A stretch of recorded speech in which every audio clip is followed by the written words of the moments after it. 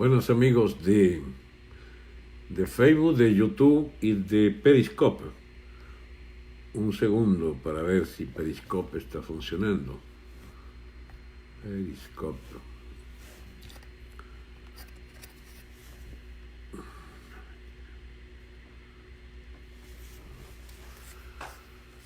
Bien, veamos si Periscope funciona.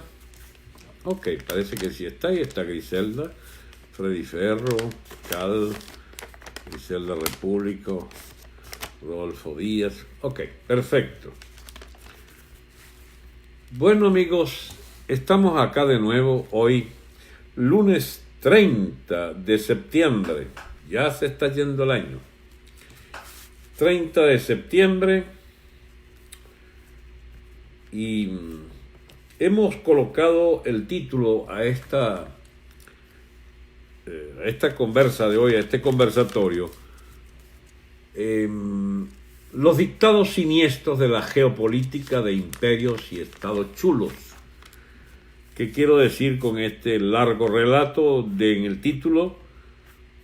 Dictado siniestro de imperios, de la geopolítica de imperios y estados chulos. Algo así como: no estamos solos, no decidimos nada contra los que pudieran estar interesados en mantenernos. Es decir, para poder salir de esta situación, requerimos de un esfuerzo redoblado para anular la influencia que sobre nuestra realidad interior ejercen los estados e imperios que determinan nuestra situación actual. Y bien, nada que agregar a cosas fundamentales que hemos dicho a lo largo de años, pero que vuelven a estar en vigencia cada vez que hacemos un balance de la situación que padecemos y tratamos de encontrarle una explicación al porqué de nuestra suerte, en los últimos días teñida por la malhadada experiencia para los pobres conciudadanos nuestros de vivir en Perú, asediados por una campaña impresionante de xenofobia, de chauvinismo peruano, que hay que buscarle las razones y la explicación más allá del amarillismo característico con el que se tratan estos temas. Veamos en el curso de la discusión, porque yo no soy partidario de hacer de esto un gran tema, sino sencillamente darle una explicación, llamémosla así, conveniente o casual, a la ligera, si quieren, sobre por qué ocurren estos fenómenos como el que está en este momento sacudiendo las redes sociales, donde se destaca pues las campañas ofensivas xenofóbicas, chauvinistas de los peruanos contra la migración venezolana. Este y muchos otros temas tienen que ver con lo que es la característica pues del tema de hoy. Vamos a habilitar acá estas funciones que al parecer necesitamos de compartir las vías estas de... Ok. Pero la verdad que no sé cómo es que se maneja esta cosa. Pese a tener tanto tiempo en esto, no sé cómo habilitarlos. El experto de esto es el amigo, ¿cómo se llama? Wilfredo Bello. Entonces, vamos a creer que estamos en buenas vías. Se compartió en Facebook, dice. Bueno, vamos a ver si... A ver, díganme algo los amigos del Periscopio, si están o no copiando Para compartir hay un símbolo para ello. Sí, pero lo puse, pero me echó a perder varias cosas allí. Tuve que mudarnos a Periscopio y YouTube tiene un problema. Ah, broma, esto sí es mala noticia, que YouTube tenga problemas. Porque el YouTube digamos, mi grabación estrella, por donde yo puedo ver que queda una grabación sólidamente establecida allí. A pesar de ser miles y miles de videos, miles de millones de videos, logro que a través de YouTube me vean 20, 30, 50 mil personas a veces. Bueno, mis amigos, basta de introducciones. Yo quería hablarles entonces lo que está anunciado en el título del tema en el YouTube sobre los dictados siniestros de la geopolítica de imperios y de estados chulos. ¿Qué significa esto?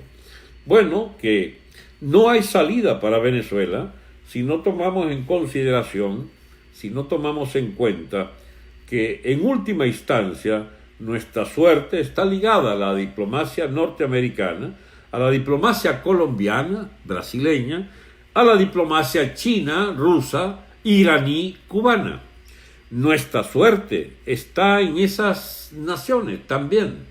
Y difícilmente podemos evadir la marca que tiene nuestra situación nacional proveniente de esa lucha de intereses que se da y que va a marcar nuestra situación política para este mes y para todos los meses que vengan en nuestra vida republicana, para bien o para mal. A ver, vayamos al principio de estas reflexiones. No hay manera de evadirse de lo que es algo así como la genética o la herencia histórica de nuestra nación venezolana. Recuerden siempre que la nación es posterior al Estado. En estricto sentido, no hay nación venezolana antes de 1830. A partir de 1830, cuando empieza a distinguirse la sociedad, el tejido sociopolítico del Estado independiente de la República de Venezuela liderada por Páez, desde ese año, distinguiéndonos de las otras partes del virreinato de Nueva Granada, que era la Nueva Granada, Colombia, y el Ecuador, ese conjunto del virreinato de Nueva Granada que Bolívar quiso convertir en la Gran Colombia y lo logra por algunos años, por muy pocos años. Al distinguirnos nosotros, al separarnos de esa Gran Colombia generada por el ejército bolivariano común, bueno, empieza entonces nuestra historia como República de Venezuela. Y allí empieza el pandemonium del siglo XIX, con las guerras incesantes entre facciones de las distintas partes del Estado, de lo que era el proceso de conformación del Estado venezolano.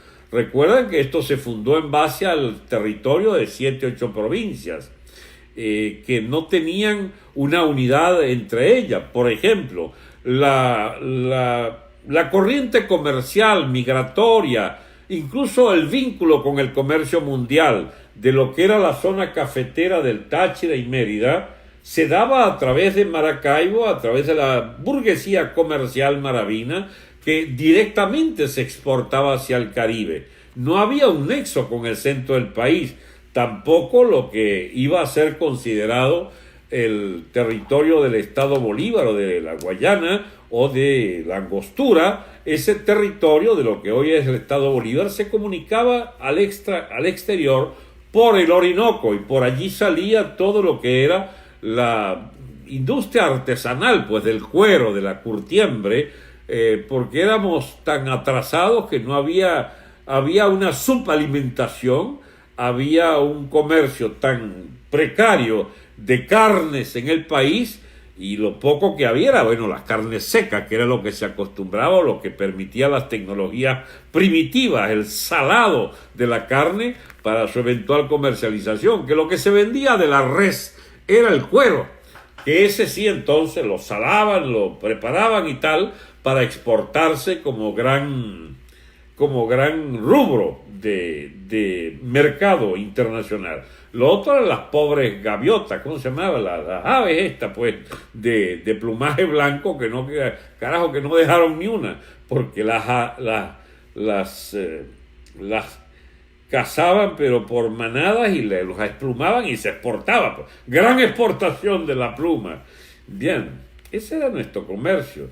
Y los pocos rubros agrícolas, que era café, añil, tabaco, y el cacao, eran pues los reyes de la producción nacional. Era una sociedad muy primitiva. Bueno, en esa sociedad primitiva, dividida en aquellas provincias que constituían la provincia de Venezuela, en Barinas, Maracaibo, Valencia, Cumaná, etcétera, esas provincias que se arman detrás de la Capitanía General de Venezuela y que luego van a ser parte constituyente de la República de Venezuela, no constituían todavía una nación venezolana.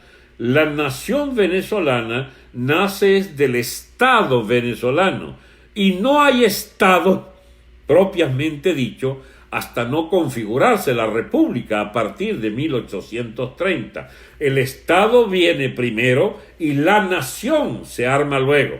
Esto no quiere decir que nacimos de la nada, qué sé yo. Hay una historia reciente de lo que era la Capitanía General de Venezuela. Se nos llamaba la provincia de Venezuela. Se constituían estas tierras como una administración distinguida, aunque subordinada al virreinato de Santa Fe y antes incluso al virreinato de la Nueva España, de México, pues, cuando nuestras ciudades pequeñas, nuestras instancias judiciales y nuestras, digamos, alcabalas para los impuestos, etcétera, determinaban esas dependencias.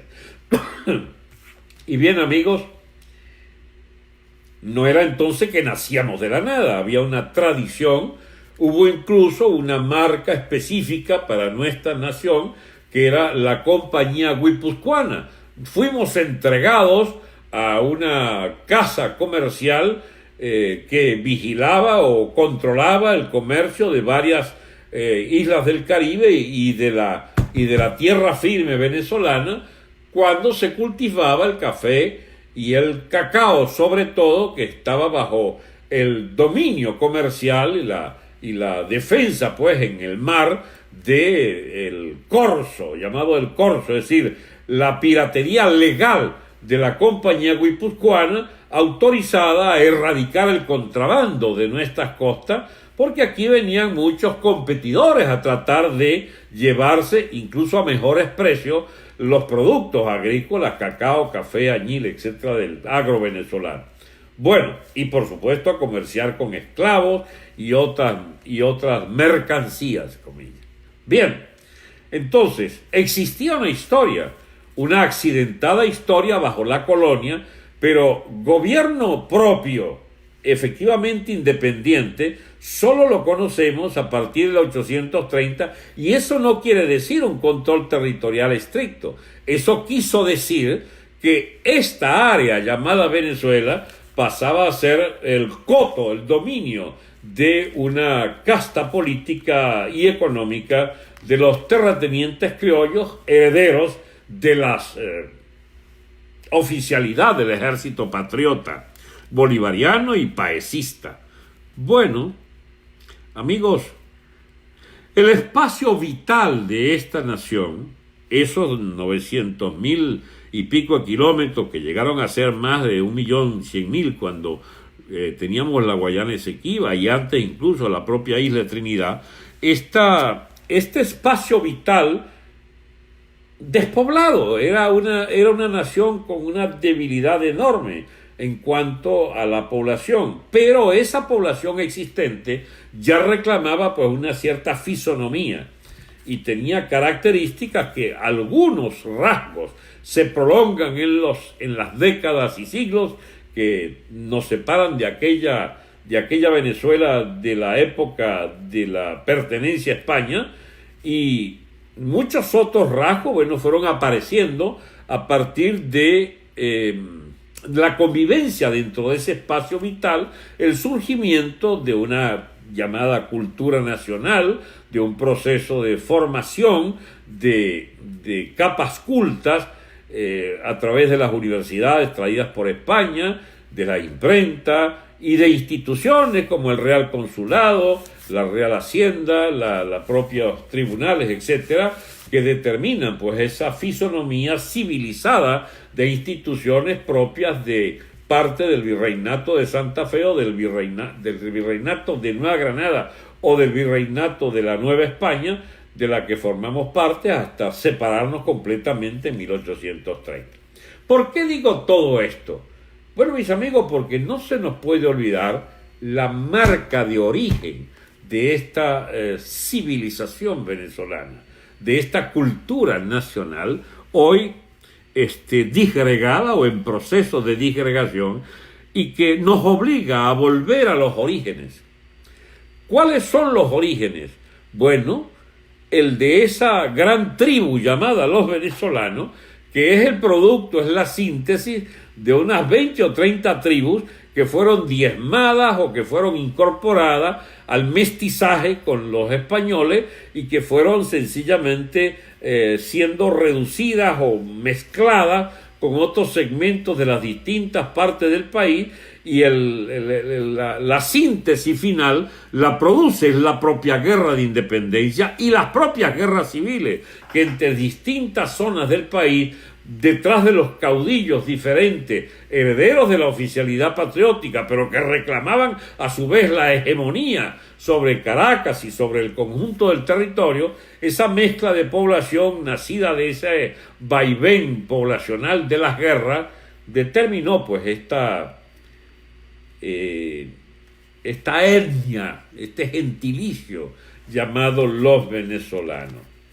Mis amigos, si nosotros nos dedicamos como país a pretender la independencia contra España, tenemos que recordar que fue una iniciativa sobre todo de venezolanos.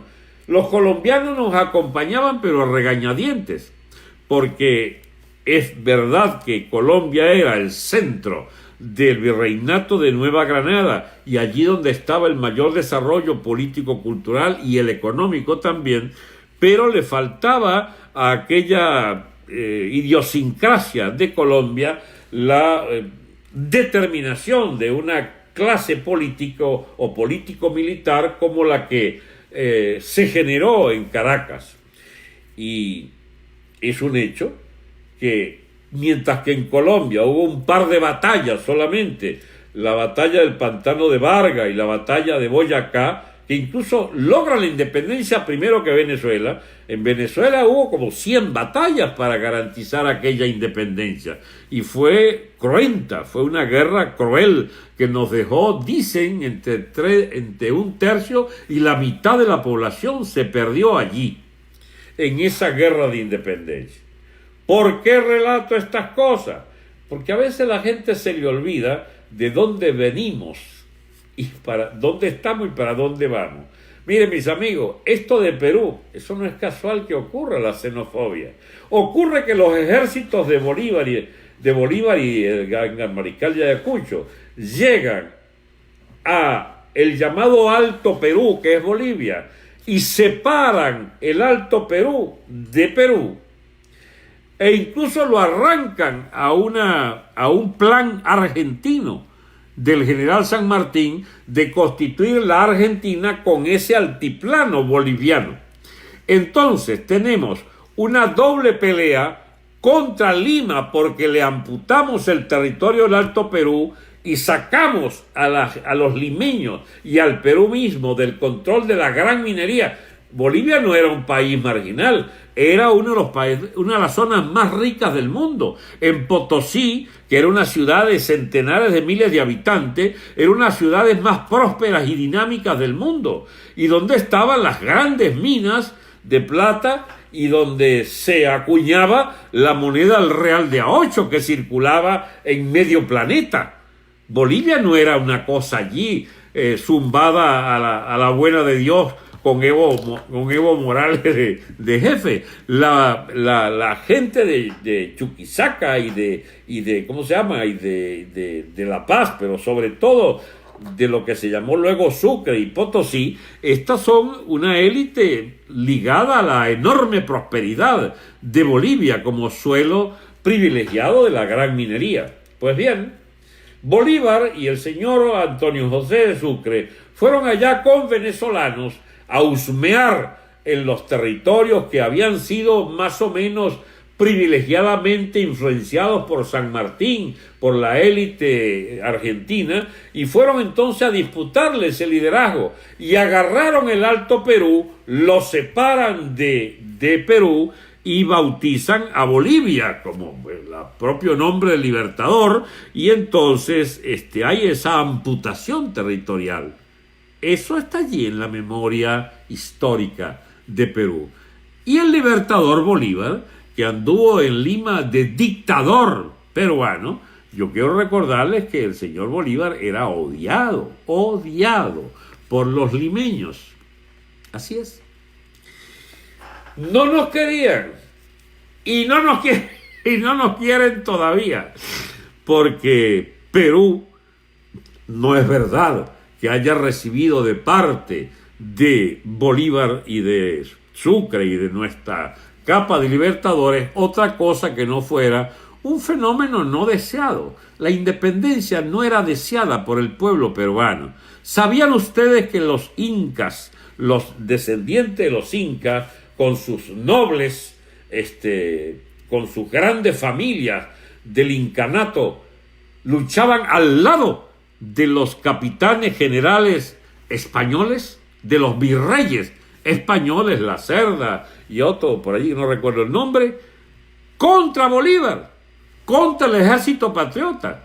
En realidad, los segmentos indígenas mayoritarios de Perú no eran partidarios de la independencia, todo lo contrario. Es más, no solo en Bolivia, en toda América, los indios, cuando ven ganar los ejércitos libertadores, es a su pesar, no querían ese triunfo de los ejércitos libertadores, porque ellos tenían muchos privilegios nacidos de la protección del monarca español, de los privilegios que daban a las tribus y a los pueblos indígenas, la corona de España, la corona de España. De manera, mis amigos, que esto tiene una larga historia detrás de sí. Por no hablar de Colombia, ustedes no saben que Bolivia, la libertad de Colombia fueron 2 batallas, Pantano de Vargas y Boyacá, pero dura 2 décadas, 3 décadas dura la batalla del ejército colombiano montado por Bolívar y Santander contra los indígenas, sobre todo contra los pastusos en el sur de Colombia, que no querían la independencia tampoco. Todo el proceso, mis amigos, de independencia de América es una complicada historia de fuerte influencia de los intereses ingleses que buscaban por todos los medios obstaculizar los intereses españoles. Y nuestra dirección patriótica es hija de Inglaterra, de las logias masónicas inglesas, en particular nuestro querido Francisco de Miranda. Esto no puede llevarnos a la tontería de andar negando nuestra génesis histórica. Yo solo quiero que sepamos, sin ningún mito, sin ninguna falsificación, lo que implica la verdadera historia por la que atravesamos a la hora de cumplir, digamos, este largo proceso histórico que ahora nos tiene de víctimas de una xenofobia peruana. Eso se hunde en la historia venezolana. en la historia, perdón, de América del Sur, todo lo que implicaba esa herencia, mis amigos. Entonces, a ver, ¿creen ustedes que está eso definitivamente superado? No es así. Mire, mis amigos, la verdad es que de alguna forma se proyectan desde nuestro pasado muchísimos temas que tienen que ver con nuestra historia tribal. Las tribus venezolanas no son más fuertes en nuestra fisonomía interna porque eran tribus muy débiles, eran poblaciones muy pequeñas y las tribus que había se mezclaron de tal manera con los españoles y la población negra que vino con la esclavitud, que terminamos montando eso que se llamaron los pardos. Los pardos, quiero decirle, no eran partidarios de la independencia. Esa mezcla de indios, negros y de mestizos, hijos de españoles, de negros y de indios, esa mezcla parda, los pardos, estaban contra la independencia.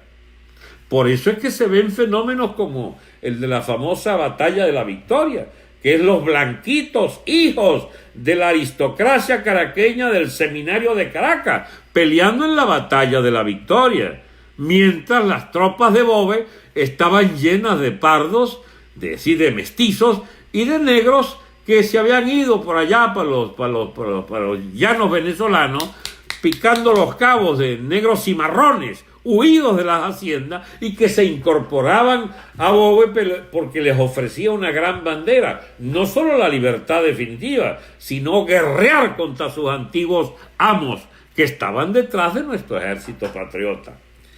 Mire, mis amigos, esa marca histórica está allí presente. No es verdad que hayamos olvidado plenamente nuestras raíces. Somos una nación constituida mediante el mestizaje. Toda América es mestiza, toda América hispánica, y nuestra herencia es hispánica.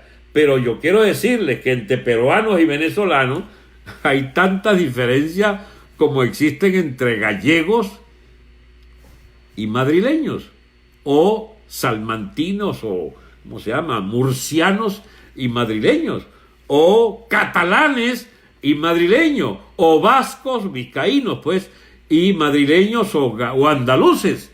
Nosotros tenemos unas mezclas que siguen devolviéndonos a aquella originaria población española que fundó la columna vertebral, llamémoslo así, racial sería un término inapropiado, pero es de hecho una etnia fundamentalísima sobre la que se funda nuestra mezcla básica del ser y el llamado ser venezolano.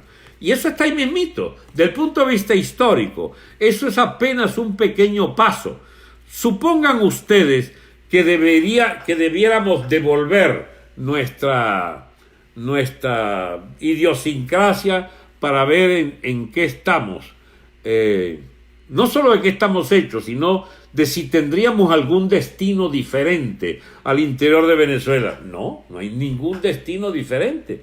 Hay una unidad nacional y hay un Estado nacional pagado con guerras y con centenares de miles de muertos, chicos. Esa historia de esta nación fraguada desde la guerra de independencia y luego con las guerras civiles, hemos logrado superarla felizmente tras 20 o 30 guerras civiles del siglo XIX, 60 años de dictaduras militares en el siglo XX, 40 años de medio civilizada convivencia llamada democrática para recaer en los vicios de lo peor del militarismo y lo peor de la autocracia militarista que significó el chavismo. Eso significa que estamos mucho más cerca de lo que mucha gente se imagina de la herencia inmediata, allí mismo, de nuestra, ¿cómo se llama?, luchas étnicas, de nuestras luchas políticas, de nuestros regionalismos. A ver, lo que no hay discusión es que el llamado Lebensraum es ese espacio vital El Lebensraum es un término que inventó, yo creo que Federico Herzel, que era uno de estos biologistas, naturistas del siglo XIX, y dictaminó pues que las poblaciones tenían pues una especie de mandato histórico para tratar de ocupar el espacio vital de su etnia y controlarlas, poner a su disposición todos los recursos de ese Lebensraum. El Lebensraum de Venezuela, es decir, esta conformación histórico-geográfica que determina nuestra nación, tiene su origen entonces en aquella mezcla que se hizo desde las guerras civiles, desde la propia guerra de independencia, la expulsión de los españoles. No hay que olvidar la macabra guerra a muerte de la guerra de independencia, de la cual se arrepintió Bolívar lo que le quedó de vida.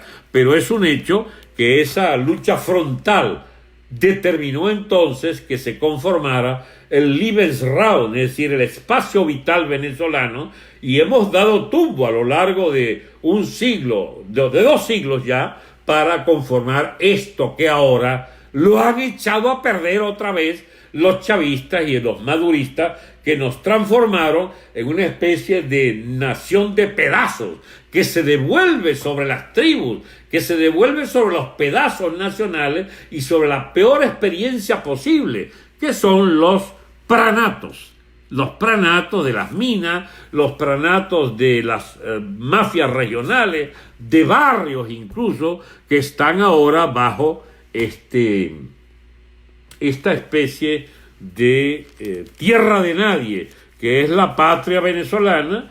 Tenemos 4,5 millones de emigrados que son parte de nuestra etnia, parte de nuestro gentilicio, y que su Lebensraum, su espacio vital, dejó de existir para ellos, porque son todos conglomerados de venezolanos asimilados ahí, pegados con saliva del oro a esas poblaciones que les han recibido muy bien en algunos casos, como en Argentina y como en Chile.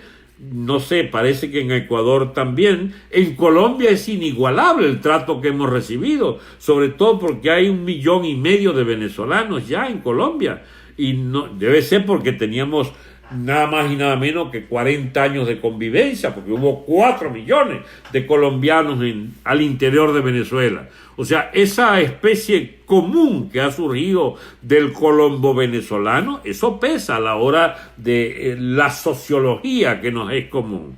Pero bien, ¿de dónde venimos?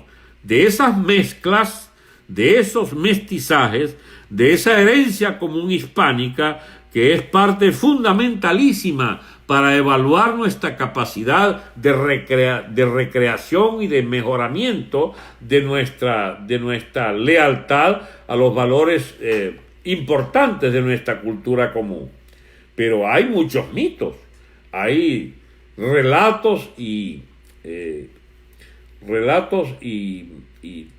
digamos ritos que, bueno, están allí confundiéndose con historias reales, con evidencia de un acumulado cultural que es complicadísimo, que tiene una especie de mezcla de siglos, pero que felizmente, donde priman la lengua común, donde prima la cultura genéricamente vista así del hispanismo, y donde impera la cultura católica, la religión cristiana nuestra. Y esos son, espacios de convivencia absolutamente inigualables e incomparables.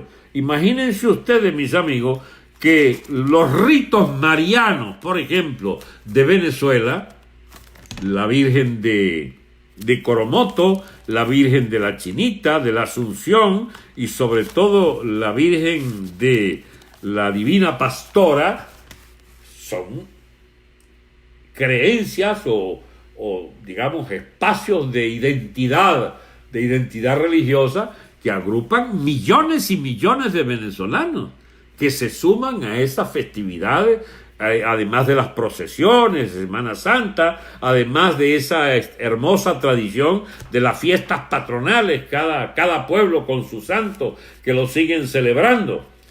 Yo pocas cosas recuerdo de mi infancia. Tengo una especie de infancia curiosa, porque no me acuerdo de nada cuando estaba chiquito. Pero yo sí me acuerdo de las fiestas patronales de la Virgen del Carmen de Miranda, el 16 de julio. Y bien, tenemos entonces un patrimonio común en estos cultos marianos, en nuestra identidad con la fe católica y con las distintas fe cristianas en general, que han proliferado mucho en los últimos 20, 30 años, sobre todo provenientes del norte.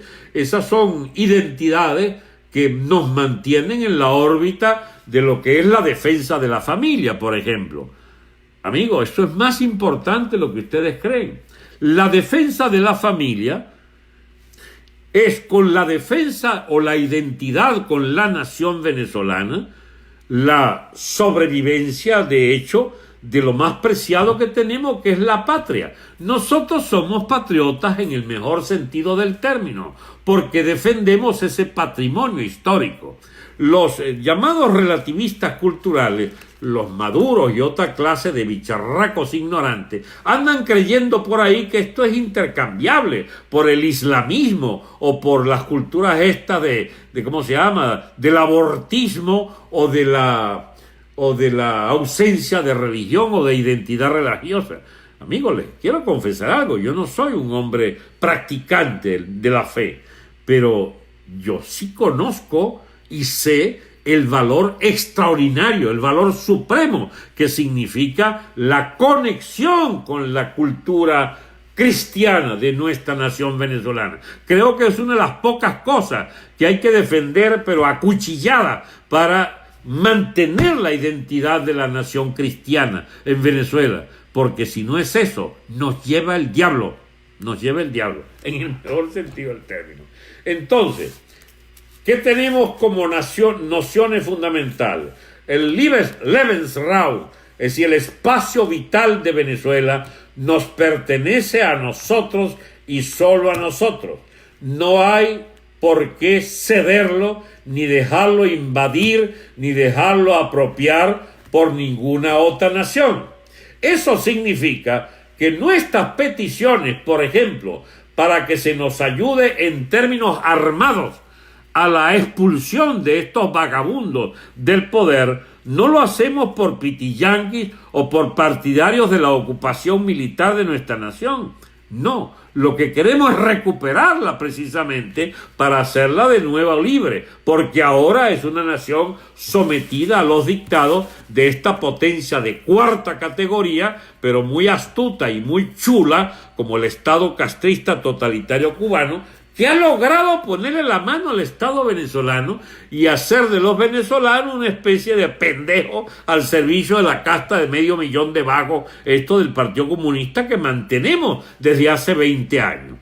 Buenos amigos, el espacio vital venezolano debe volver a tener el pleno dominio de su frontera, de su territorio. Hay que volver a reabsorber todas las oposiciones y antagonismos internos para hacer surgir unos equilibrios sociales. ¿De dónde pueden provenir? De la autoridad de Estado, de la reconstrucción del Estado, de la reconstrucción de la disciplina social, de la sujeción a leyes. Y eso no lo podemos hacer con la mariquera esta de andar votando y de andar creyendo que con la paseadera de Guaidó vamos a salir de abajo. Amigos, lamentablemente, necesitamos un gobierno dictatorial por varios años. Necesitamos una identidad que se imponga, de ser necesario, a cipotazo limpio contra toda la fuerza de la disgregación nacional. Necesitamos una identidad común, y esa identidad común para nuestro pueblo con el dominio sobre nuestro territorio nace de una sujeción dictatorial a la ley. La necesitamos porque no hay ley, no hay Estado. Se fue al demonio la disciplina política. Y entonces hay que tener orden. hay que volver a poner orden, lo que no implica la ausencia de libertad, es exactamente lo contrario. Necesitamos el orden para poder usufructuar de libertades. Por ejemplo, hago un brevísimo resumen de lo que deberíamos tener planteado como centro de todos estos debates. Para poder existir un respeto irrestricto a la propiedad privada, para poder existir la más amplia libertad de comercio y de movimiento de mercancías y personas, para poder ejercer plenamente los derechos elementales a vender al precio que nos dé la gana, lo que nos dé la gana, producir y exportarlo e importarlo. Necesitamos una moneda sólida. Y esa moneda sólida, mis amigos, solo podemos obtenerla con la credibilidad de un Estado que sencillamente hace, ¿cómo se llama esto?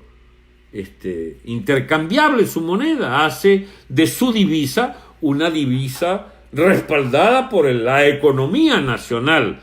Su divisa no puede ser el bolívar inicialmente, porque hemos carecido de esa moneda en los últimos años, porque el Banco Central y el gobierno chavista acabó con esa moneda. Entonces no podemos seguir en una nueva etapa que necesariamente será dictatorial, pretendiendo tener un curso forzoso, una moneda que nadie quiere, porque la moneda mala es desalojada por las monedas buenas, por las monedas que tengan credibilidad, que sean precisamente canjeables, intercambiables. Por eso, la proposición básica para la reconstrucción económica es la dolarización y la circulación libre incluso del peso colombiano en las zonas de frontera y del euro europeo, porque necesitamos que nuestra gente, ojo que esto yo lo planteo hace 6, 8 o 10 años, y la gente hubiera creído que yo estaba un poco chiflado por proponer una cosa tan extravagante como no tener ya una moneda nacional. Pero es que ocurre que eso es lo que vivimos en Venezuela. Ustedes no están enterados acaso, y los que viven fuera, entérense de que el dólar es ahora la moneda en la que una persona que te repara una nevera te pide 8, 10 dólares, 5 dólares la reparación, y que si vas a comprar en un kiosco una caja de cigarrillos, te piden dólares para comprar un paquete de cigarrillos. Para muchísimos automercados, supermercados, es el dólar la moneda común de los venezolanos. Bueno, se trata de legalizar eso por un tiempo en que podamos de nuevo acuñar y hacer valer el valor intrínseco del bolívar como moneda de cambio, si es que fuese necesario, porque lo ideal sería una moneda común con Colombia y ojalá con varios países hispanoamericanos para hacer viable un enorme espacio comercial común. Amigos, Venezuela no tiene destino como sociedad separada de Colombia. Lo digo de una vez.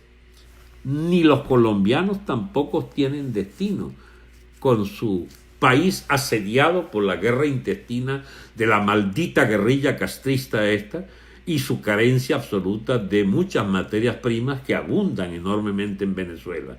Nosotros tenemos que ser capaces de convencer.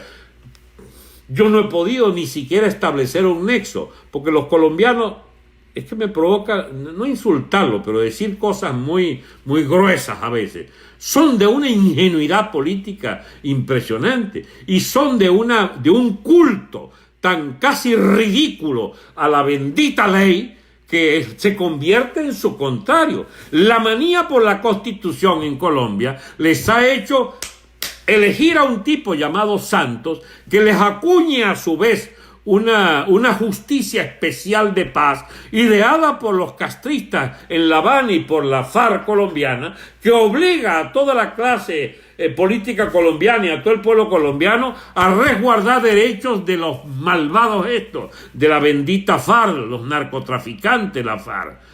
Son tipos que están sencillamente hundidos en el rito en el mito democrático, en el mito más absurdo que uno pueda manejar, que es autolimitarse porque no es democrático. Porque se vaya al carajo la democracia, si no nos sirve para mantener el acceso de nuestra gente a los bienes elementales de su ¿cómo se llama? De su vida cotidiana, y de usufructuar de derechos inalienables como el derecho a la vida o el derecho a la salud.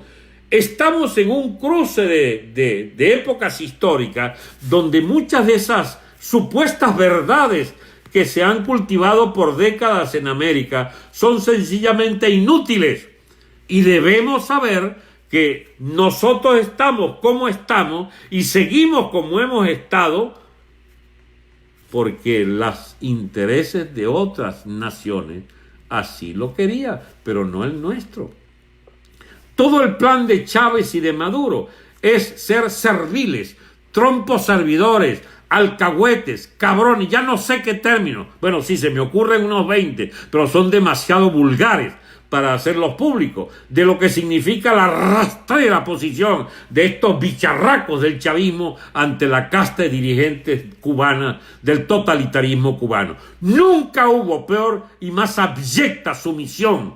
Mire, los famosos pitiyanquis nuestros y esa ideología tonta de nuestra clase media acomodada, el está barato, dame dos, y construir la casa en Miami, tener los hijos en Miami, y viva la cultura yanqui, porque creen que los van a aceptar. No lo van a aceptar nunca. Ustedes son hispánicos, chicos, y no son de la cultura protestante de los redneck, de los pescuezos rojos estos yanquis. No serán aceptados como yanquis, jamás. Así hagan esfuerzos de pronunciación como el Bolsa Borges, que no haya cómo poner la lengua ya para que le entienda bien Trump la venta que quiere hacer de los intereses del gobierno venezolano.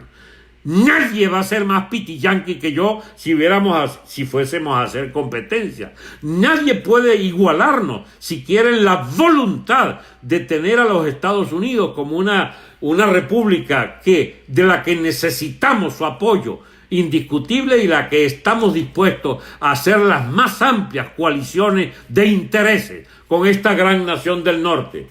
Pero no podemos dejar de ser venezolanos, chicos. No podemos dejar de ser lo que somos.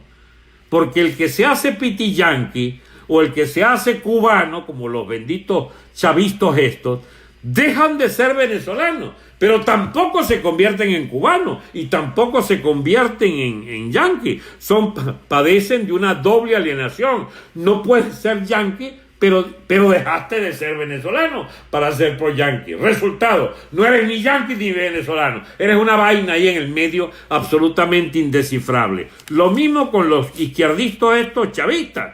Ustedes son cubanos un carajo, chicos, pero viven jalando a Cuba. Entonces no son cubanos y dejaron de ser venezolanos para ser pro-cubanos. No son ni venezolanos ni cubanos, son esa vaina rara que anda paseando por el mundo y lambuceando. Había quien le dan el trasero en los países islámicos y al hacerse agentes iraníes y de las guerrillas del Medio Oriente y de turcos, unas vainas completamente ajenas a nuestra tradición, a nuestra cultura.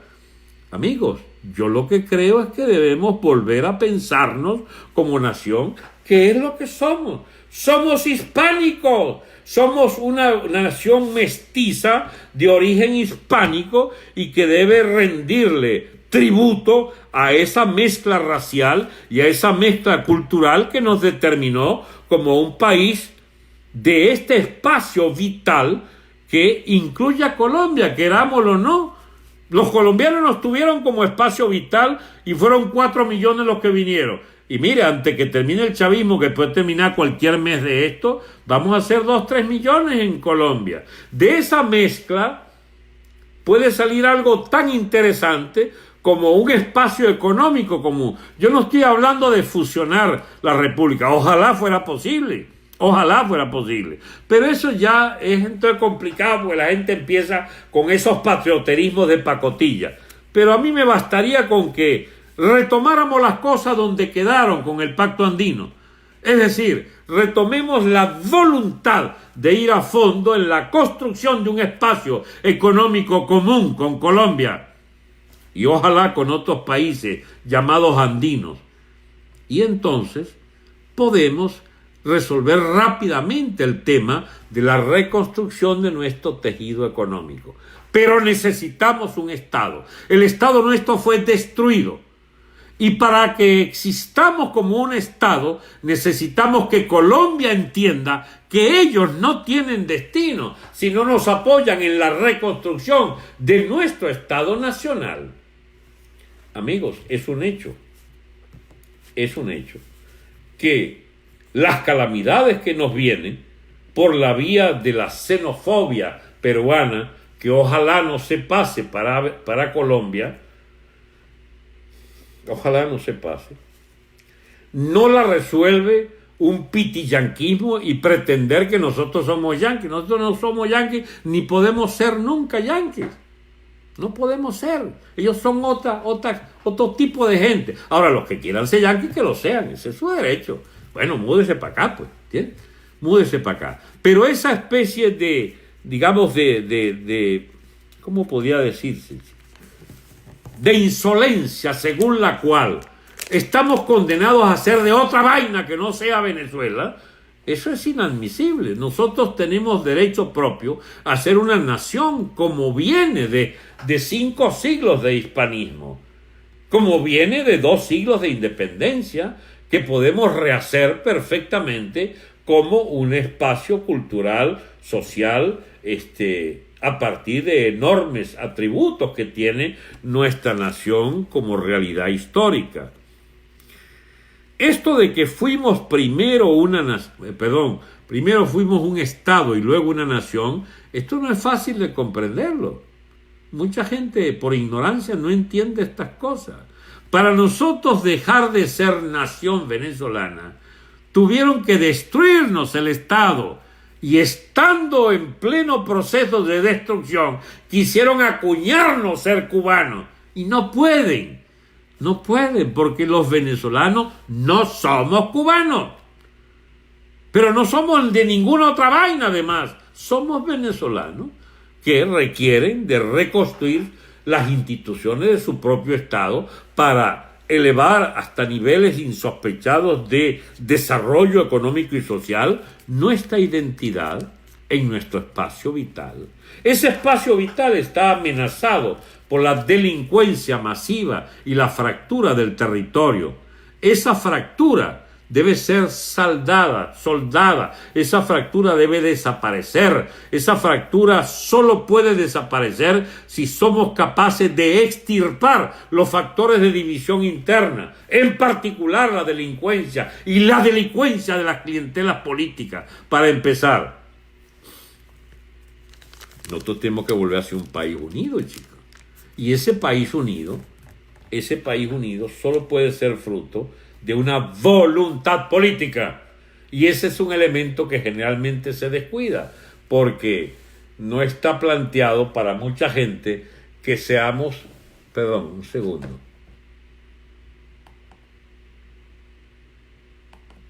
qué vaina, Dios mío, espero que siga YouTube.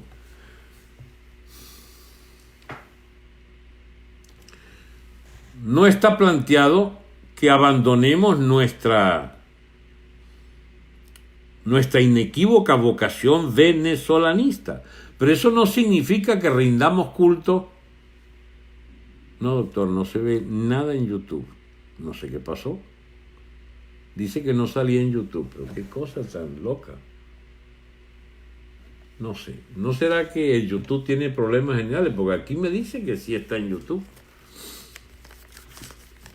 Entonces, estas cosas hay que volver una y otra vez, porque tienen que ver con esta historia de que la lucha de las naciones son luchas de estados en realidad, de que son los estados los que fracturan las naciones de una raya para allá y de una raya para acá, y es la lucha de estados la que origina no pocos problemas.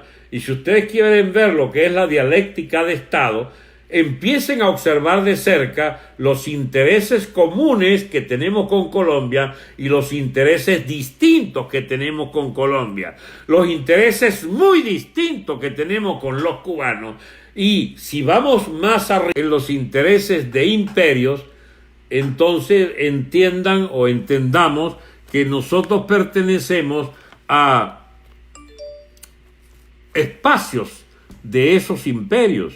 Nosotros somos del espacio de la zona dólar. Nosotros somos parte de esa propuesta de influencia mundial determinada por los Estados Unidos de Norteamérica. Nosotros somos parte de esa corriente, digamos, de propuestas que se dan como espacio natural el del control o la influencia política y militar de los Estados Unidos. Por eso es lógico que nos ayude Estados Unidos a reconstruir nuestro Estado venezolano. No estamos en esas épocas donde los imperios requerían de un control territorial, pero sí hay de parte de China y Rusia una especie de avaricia sobre nuestro territorio, sobre nuestras propuestas económicas, que quizás sea bueno recordarles a chinos y rusos que no necesitan ninguna depredación, que bastaría ponernos de acuerdo. Eso sí, a partir de nuestra independencia absoluta y total de nuestro Estado, pero que podemos hacer negocios con ellos. China es un potencial importador masivo de petróleo nuestro, y Rusia, que no necesita nuestro petróleo porque es un gran exportador, podría tener algunas cuestiones que nos interesen, o poderles nosotros exportar cosas que ellos puedan pagar a buen precio del mercado mundial. No se trata de andar averiguando cómo vendernos a alguien, sencillamente pertenecer a las corrientes comerciales modernas que incluyen a Rusia y China. Y nosotros necesitamos esa naturalidad, esa normalización de relaciones comerciales que, por supuesto, implican normalización de relaciones políticas. De manera, mis amigos, que aquí estamos es para provocar, para producir, para auspiciar una coincidencia con todos los sectores que quieran. 1. Reconocernos en el hispanismo. Punto 2. Reconocernos como parte del área dólar de los Estados Unidos y por lo tanto aliados de su potencial militar y diplomático, pero no de cualquiera, sino del potencial diplomático y militar bajo Trump, bajo los republicanos, porque no nos interesan los socialistas estos del Partido Demócrata que andan viendo a ver cómo nos venden el alma a estos llamados globalistas, que suponen la coexistencia con el izquierdismo, con los islamistas, con el castrismo, etc. Miren, mis amigos, es hora ya de que empecemos a darnos cuenta de que esas coincidencias no son bien representadas por esta mugre de dirección de la MUD. No, porque ellos son parte de nuestro problema. No hay chavismo sin la MUD. Y mientras exista la MUD, existirá el chavismo dominando nuestra política y nuestra economía. Estos malparidos son los que idearon el llamado Submi cubano hace 10, 15 años. El equipo de Caprilito era el equipo que auspiciaba las inversiones en la economía castrista. El mismo Leopoldito Martini anda por allí de agente de la MUD y de Primero Justicia y de Voluntad Popular, agenciando intereses de acercamiento a lo que Vecchio ya identificó como los intereses nuestros detrás del Biden y detrás del Partido Demócrata, que andan viendo a ver cómo le zampan la destitución de Trump, el impeachment.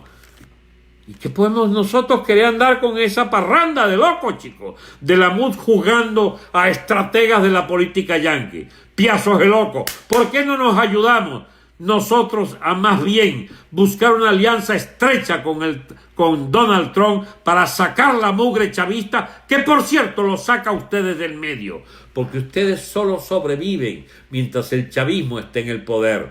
Cuando nosotros auspiciamos la salida del chavismo, es automática la salida de ustedes de nuestra, digamos, de nuestro espacio político, de nuestro espacio, de nuestro ambiente de nuestras nomenclaturas, las siglas de vuestros partidos serán repudiadas y odiadas por la población. A mí me sabe estrictamente a lo que sepa las manifestaciones y el Guaidó y la simpatía. ¿Qué es lo que pueden exhibir? Hoy vi una foto deprimente allí en Petare. Allá andan todos los politiqueros de pacotilla, todos los pequeños ladronzuelos, estos nalguitas entalcadas de los benditos cifrinos de Caracas, otra vez con una oportunidad enorme de rehacerse en un baño de masas, de rehacerse con un espacio en las capas populares, llamando a concentraciones, etcétera. Pero ¿de qué nos están hablando? De volver a la rochela de las campañas electorales. ¿Ustedes hasta cuándo comen mierda, Dios mío? ¿Hasta cuándo usufructúan de esa manera absolutamente artificial de hacer política? ¿Hasta cuándo van a tener a Venezuela hundiéndose en el estiércol de la antihistoria, del retroceso, de todos los valores y de la sepultura de todas nuestras capacidades como nación, para ustedes seguir favorecidos por las migajas que le mandan allí las diplomacias convenientes? Y en esto yo tengo que ser absolutamente franco. Amigos, a Trump le han vendido unas supuestas virtudes de esa MUD. Esa MUD no tiene ninguna ganancia para los Estados Unidos de Norteamérica. Esa MUD es pura pérdida, señor Trump, sépalo. La MUD es pura pérdida para los venezolanos y para la propia nación norteamericana, porque son una cosa que no nos representa. Ellos representan la élite de malandrines, eso. Ellos representan al señor Gustavo Cisneros, que tiene 50 años robando el país, chico. Y tiene ahora su pupilo, su niño allí, su ahijado Leopoldito. ¿Qué creen ustedes que puede ocurrir en una Venezuela manejada por Cisneros? En una Venezuela manejada por Julio Borges, manejada por el tal Scottet y por el tal, digamos, todos estos bichos, pues, los bolichicos y boliburgueses. Es esta misma bosta, solo que con una gran empresa de confusión electoral que determina que uno de ellos, pues, es el candidato y es el presidente, y los otros los asociados, pues, de un cuerpo legislativo de emparrandados de la corte de jalamecates del poder político. Nosotros tenemos otra visión, mi amigo.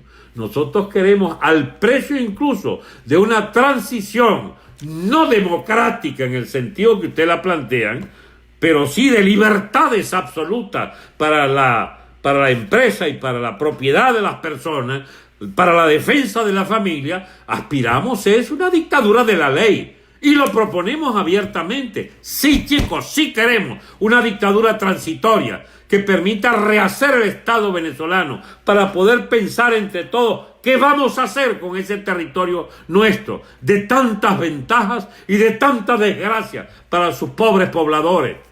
Ya es hora de que intentemos rediseñar nuestra república. Ha llegado al cabo de 2 siglos de sinsabores y de avatares y de bandazos de todas clases. Ha llegado la hora de poner por delante los intereses de la población, y la población solo puede aspirar a algo tan lícito como vivir en paz y ganarse un salario digno y poder producir y vender lo que quiera a los precios que quieran. Porque de lo que se trata es de libertades, y las libertades económicas traen las libertades políticas. Eso sí, algunas reglas hay que poner, porque esta manguangua, estos clubes, estas camarillas de sinvergüenza, copando los espacios políticos a partir de espacios mediáticos comprados con la moneda del narcotráfico, con la moneda de la corrupción, del ventajismo absoluto, esos espacios mediáticos, pues no van a ser posibles, mis amigos, porque habrá libertades precisamente para todos, no para algunos o para los escogidos por estos clubes de vagabundos, de las finanzas, de los bolichicos y boliburgueses. Las verdaderas libertades políticas las podrán usufructuar los venezolanos el día en que esta mugre llamada de la MUD y los partidos que la constituyen sean echados del escenario histórico venezolano y surjan las verdaderas las verdaderas propuestas de emancipación y de libertades de todos, porque el país nos pertenece a todos y no a sus camarillas de riquitos o de estafadores de la fe pública detrás de demagogias como la de los chavistas y maduristas, que no son cualquiera demagogos, son criminales además, son torturadores, son carceleros. Y bien, no nos pongan a escoger. Nosotros ni queremos el gobierno, ni queremos la MUD, que son sus serviles. Queremos es otra república, queremos otra manera de convivir en absoluta libertad económica, pero con ley y orden. Y vamos a lograrlo. Estamos convencidos de que vamos a lograrlo. Nos seguimos viendo, mi amigo, lo más pronto posible. Vean, por favor, un video que hice con el amigo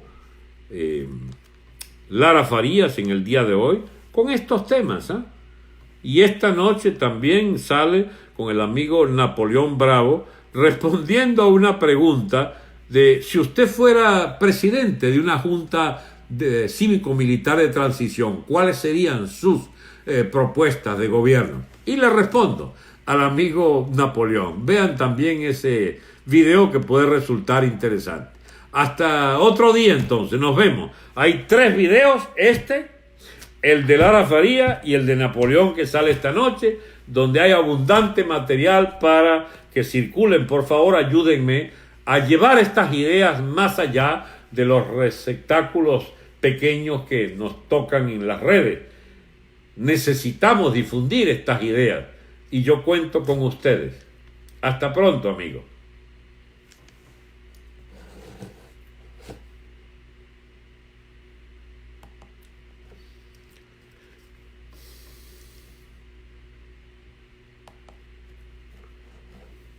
Hasta pronto, amigos de Facebook.